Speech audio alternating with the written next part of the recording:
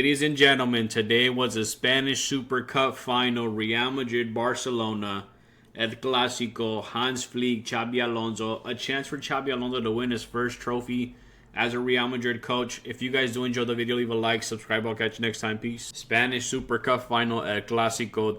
Real Madrid lose to Barcelona 3-2 in a pretty eventful game. And before I get into my thoughts and whatnot, I just want to say congratulations to them. Obviously, I think that Barcelona as a team, they have much more structure. They've been playing with one another for a very long time. I think they have a lot of creative playmakers. They have a system that works for them. Not always a good system. I think there's a lot of holes within that team. I think that there's a lot to improve on, and there's a lot of positives to take away from today's game. I think that Barcelona were deserving of winning. I thought that the ref was a lot at times on our side as a Madrid fan.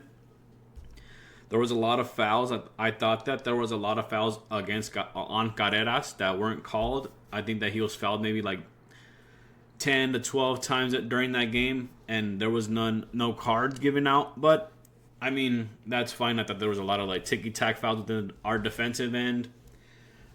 Barcelona held the ball really well against us. We didn't really fight for that ball back, and when we did get that ball back, we kind of punted it up because there was not enough space for anybody to come in. I think there's just a glaring issue that Real Madrid are missing a creative midfielder, somebody that drops deep, pushes in between lines, forces the ball up. I thought that Jude played really well. Camavinga was okay. He was kind of lost in the sauce a little bit. Thought that he was getting shadowed a lot by like Frankie de Jong and Pedri, and I thought those dudes did a really good job of like kind of boxing all those midfielders in. Besides Jude, I think Jude is just good going back and defending and attacking. That was a pretty lackluster game from Rodrigo. I thought Rodrigo has been on a tear lately, but it was pretty apparent that they weren't really giving him any space to work. So a lot of well done, good jobs to Barcelona on that front. I think Vinny had a good game. I thought there was a couple times where Vinny made a couple bad decisions, and I thought that before his first goal, his 1-on-1 goal, his individual goal. Before that moment, Vinny was again playing really terribly. He wasn't doing too much. I thought he missed a big chance, or he did miss a big chance within the first half, the first like maybe 15 minutes of the game. Kind of hit it right at the keeper. And in that moment, I thought to myself, Mbappe would have finished that. And it sucks to think that way, but it kind of is that way. And I think that Vinny kind of has that same mentality in his head where he's like, man, if I don't finish this goal, everybody's going to like chew me up on social media saying Mbappe is better, and Mbappe is better. But that second goal, I don't think Mbappe makes that play. I think that Vinny did really well in that moment, and that's kind of the Vinny we've been missing. Vinny with confidence, and after that goal, he was very confident. He did a lot of good things after that. I think Vinny knows that he has Koundé's number, but regardless of all the attacking performances, I think when games that Gonzalo Garcia starts, the games are better for us.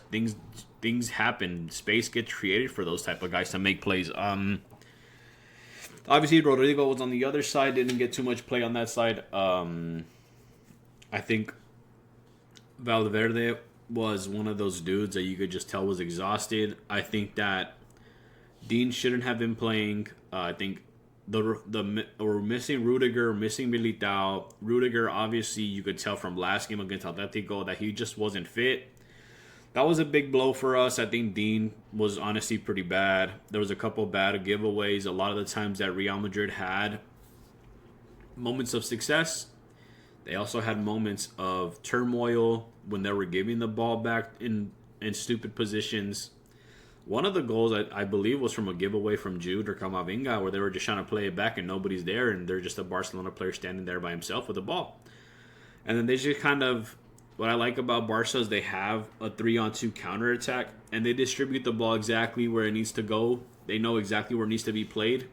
And that's that structure I was talking about. Real Madrid are still sporadic when it comes to ball placement and movement. There's not like a, hey, this guy's going to be here at this time, this guy's going to be here at that time. It's more like, hey, find somebody that's open, and hopefully somebody's there. Pass the ball in space, hopefully somebody's there. And most of the time they're not. Sometimes they are, and it looks pretty, but most of the time they're not. What other thoughts did I have? I thought that as soon as the game kind of flipped on its head, the end of that first half was Lewandowski scored like in the 8 or 49th minute. And a lot of Real Madrid players are saying like, hey man, you should have blown for halftime before that goal. And they didn't. Then he allows play to continue on for a couple more minutes, which I don't think he should have done. But Real Madrid are very lucky to score at the end of halftime or before the end of halftime. Barcelona are obviously pissed about that. So it kind of momentum shifted from Barca scoring to Real Madrid scoring to Real Madrid not going into halftime saying, hey, we played a really bad half. We're tied 2-2. Let's go get another one. Let's go try to finish this game out. We obviously don't deserve to be tied right now, but we are. They missed a couple big chances. But you could just feel that as soon as Xabi Alonso took off Valverde, he put on Güler. Güler has been bad for a very long time now. He started the season really hot. He had a lot of assists. He scored some goals, but he's been really bad. Rodrigo taking set pieces has really turned this team on its head just because of how pivotal his passing is and how well he's finding the ball into the area. And that's kind of where Güler kind of lost his spot in that role as well. So it's not only the playmaking and goal scoring ability from Rodrigo, it's also that set piece, man. I don't know why, but since Rodrigo has been taking set pieces, Real Madrid have found themselves in positions to win headers and actually score goals and be a threat within that position. So that's always nice to see. But yeah, taking out Valverde, the heart and soul of that team, obviously exhausted, obviously kind of nicked, and a little bit of just tiredness. And, you know, when you start to get tired, you start to, like, you're prone to get injured. And that's what we didn't want from him. But he does come off. Güler does come in. And Real Madrid definitely lose a step. That they were already lost a step. They were a step down. So we lost another step with Güler coming in. There was a couple of chances for us to win that game at the end of the game. There we had Raúl Asensio wide open for a header. We had Carreras at the penalty spot to just shoot it in. He shot it at the goalie.